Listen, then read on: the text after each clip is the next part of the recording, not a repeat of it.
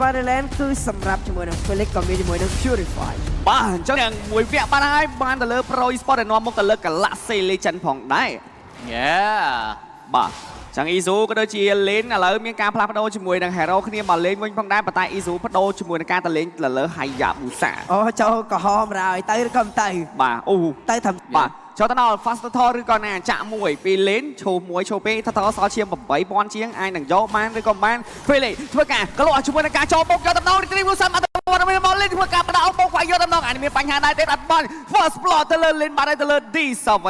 បានទីទួចយកតែម្ដងបដៃយកមើលជាមួយនឹង Felix ក៏រថែនមកដូចគ្នា5ទល់នឹង5ជាមួយនឹង Objective ទី2នេះអានឹងយកបានដែរទេប៉ុន្តែដូចជាមានការ Fast Tutor ឬក៏ណាមកតាន់ឬក៏មិនតាន់ពេលលេនចុះទៅដល់ Retrieval សាំមួយបានផងដែរមានរបស់អេស៊ូចូលបោកវាយកាដិនសាគីឡូឈាមជាមួយនឹងការបើកកណ្ដាលអុកជាប់ Stam Ampe រយកតំណងពីវត្តមានរបស់ Second ចូលមកលងខ្លួនជាប់ណាទីពីកាត់ជាមួយនឹង D7 ក៏មានការបោកវាយយកតំណងដាច់ជាមួយនឹង Vicky បាត់ហើយពី Kusen ចូលទៅដល់បាត់បង់តែ Golan មួយតែប៉ុណ្ណោះ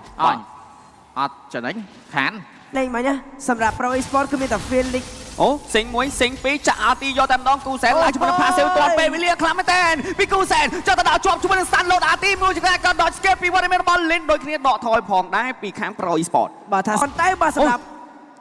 sorry Felix ក្រោយម្នាក់ឯងពាំង4បាទការរំឃ្លាយកតែម្ដងទៅលើកដិនសាក៏ដូចមានការដកថយពី Izu ចូលមកឲ្យ Luis ធ្វើការក្រួយក៏អាចទៅលើសាដូចគ្នាអាចមានការបើកជាមួយក្តារអុកចិត្ត Purify ធ្វើការដកថយពីសាមកវិញដូចគ្នាផងដែរក្បួនខ្សែបាទក្បួនខ្សែយើងវាយជោគជ័យហើយវាយយកជាមួយ Objective ទី3យកតែម្ដងពីខាង Pro Esport ដែរជាមួយនឹង Secret អត់ទាន់មាន RT ទេអាចនឹងធ្វើការ Fast ជាមួយនឹង Total Retreat មួយប៉ងពី Izu ធ្វើការយកជាមួយនឹង Total កំពុងការបើក RT យកតែម្ដងជាមួយនឹងការជន់ពី D7 ជាប់មួយរត់ទៅលើ Luis តែមានការបោកវាយទៅលើ D7 ដែរទេជាមួយនឹងការសាង Special មកធួនយកតែម្ដងជាមួយនឹងការវាយ Passive ចាក់ RT យកតែម្ដងពី Lin ធ្វើការដាច់ជាមួយនឹង D7 ទាត់មកជើងផងដែរជាមួយនឹងសាក៏បាត់បង់ជាមួយនឹង Kill ផងដែរហើយលើនេះមានការ Solo Kill ពី Izu អត់ទេ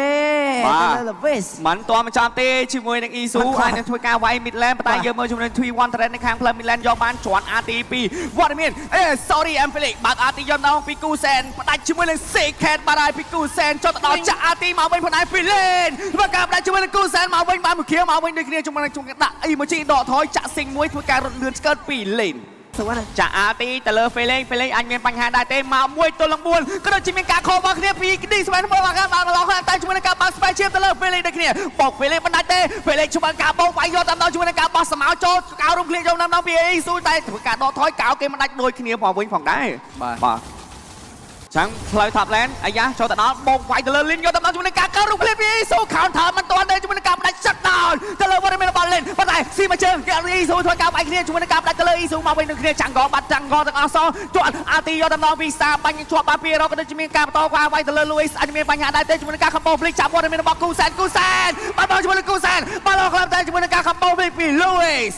បាទមុននឹងជាមួយនឹង Lord ទី1ទៀតហើយបាទប្រេជាប់ RT ពី Sorry Felix ធ្វើការបោកវាយជាមួយនឹង Vicky យកតាមដល់ជាមួយនឹងការដាក់បោយោអានឹងឡើងឈាមបានឬក៏មិនបានទេជាមួយនឹង1ទល់នឹង3ដកថយមិនបានដូចគ្នាជាមួយនឹងការដាច់ទៅលើ Vicky ឃើញគេមកក្បែរ Lord ហ្នឹងតាបាទFelix បើក map ជាប់បាពី Hero ក៏ដូចជា Lin បន្តការបោកវាយតេសទៅលើ Lin យកតាមដងពី Sorry Felix តែ Lord ម្នេះមិនទាន់បោកវាយទេជាមួយនឹងការបើក RT ជាប់ RT ម្ដងទៀតពី D ស្វែងធ្វើការបោកទៅលើ Luis តែ Luis ឬក៏មិនដាច់តែជាមួយនឹង Luis ចាក់សិងមួយសិងពីតែជាមួយនឹង Lin ជាមួយនឹងការកៅរងភ្លៀងយកតាមដងពី Izu ធ្វើការបាត់បង់ជាមួយនឹង D ស្វែងនៅគ្នាជាមួយនឹងការបាត់បង់ទៅលើចាក់លើ Lin នៅគ្នាបាក់ដាក់អស់ពី Secret ធ្វើការបោកវាយបន្តយកជាមួយនឹង Sorry Felix ឡើងឈាមកងចាយ Flicker ចង់តែណាពី Secret Felix ធ្វើការដាក់ជាមួយនឹង Secret បានឬក៏មិនជាមួយនឹងការដាក់ទៅ T ទូទៅនៅខាងផ្លូវបន្តលេងយកតាមពី Sorry Felix ចុះទៅដល់ Vicky ធ្វើការឆែកមែនជាមួយនឹងការ Price Skill ជាមួយឡើងឈាមជាន់ RT ធ្វើការដកថយមិនបានដូចគ្នាជាមួយនឹងការបើក Spell Lock ដាក់ជាមួយនឹង Felix បាត់ហើយបាញ់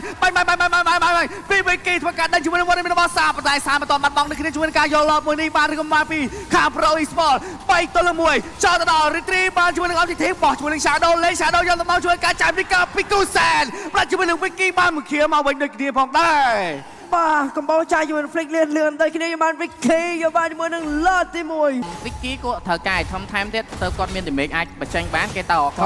ទៅហើយខំសៀទៅហើយ Vicky អាចនឹងទាត់បានឬក៏មិនបានបាញ់ RT ពីសាកាត់មុខប៉ុន្តែកាត់ជាមួយនឹង Vicky មិនជាប់ទេប៉ុន្តែយកមើលជាមួយនឹង Lord ក៏មិនទាន់មានការ clear ដូចគ្នាផងដែរបាទ Mid Lane មិនមែនជា Hero ដែលមាន damage DPS per second ទេណាជាមួយនឹងតែហ្នឹងក៏មាន Power ច្រើននេះគ្នាបាទចាំមើល clear Lord បានខាងលើចាក់វាយមួយស្មើនឹងបាទឥឡូវយើងមើលក្បួន អូដេញដុតគួយកអាវយកតំណងទៅលើគូសែនតែគូសែនអត់ទាន់បាយជាមួយនឹង passive មានការលោតអាទីយកតំណង cover ពី sorry and Philly អត់ទាន់បោកវាយគ្នាទេជាមួយនឹងការយូមកវិញមកដែរពី Vicky និយាយចាប់ពីមាត់ហ្នឹងគឺចេញមកបាត់ គាត់ដឹងដែរបើសិនជាកន្លែងហ្នឹងជា D7 គាត់ចាប់មកក៏បាក់បោក អាយ៉ាក្បួយបោកកអាវយកតំណងគូសែនអាចនឹងបាយជាមួយនឹង passive ប៉ុន្តែសល់មក Toll team មួយទៀតប៉ុន្តែមានការបោកវាយ cover យកតំណង sorry and Philly ធ្វើការវាយមួយទល់នឹង3អត់បញ្ហាសម្រាប់ជាមួយនឹង sorry and Philly ទេបាទជាមួយនឹង Aso ធ្វើការពួនចាប់ជាមួយនឹងក្នុង map មួយនេះផងដែរអាចនឹងមានការ record ទៅផ្ទះ បាទ flying cloud ហោះមកវិញលឿនហោះមកវិញលឿនបាទ record 2នាក់ជីប្រព័ន្ធហោះមកវិញទាំង2នាក់នេះគ្នា បាទជីលឿនជាងយន្តហោះទេមក បាទឥ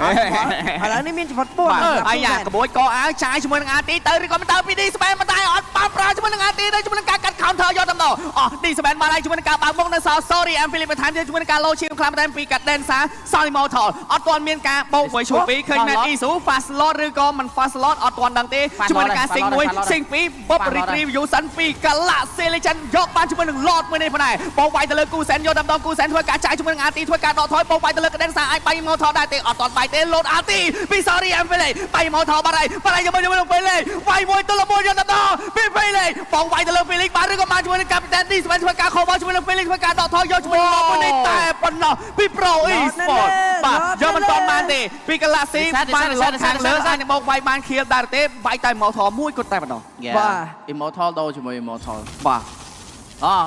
គូសែនដាច់ទេធំហ្នឹងគាត់តែ6ឯធំឯ Vicky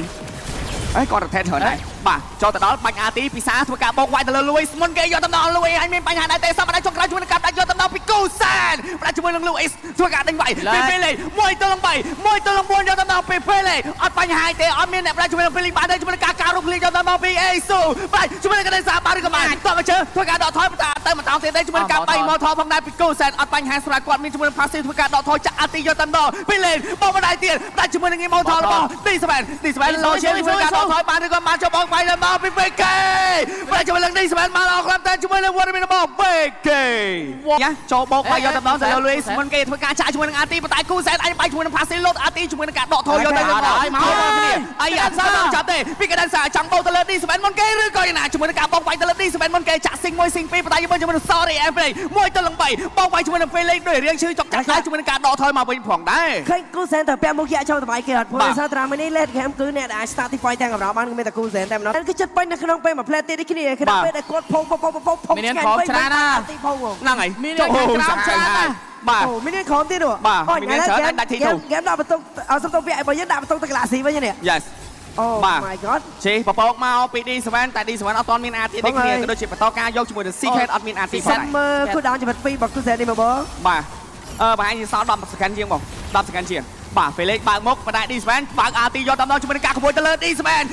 មានបញ្ហាដែរតែជាមួយនឹងការបើកមែនអត់ទៀតយកទៅអ៊ីសូ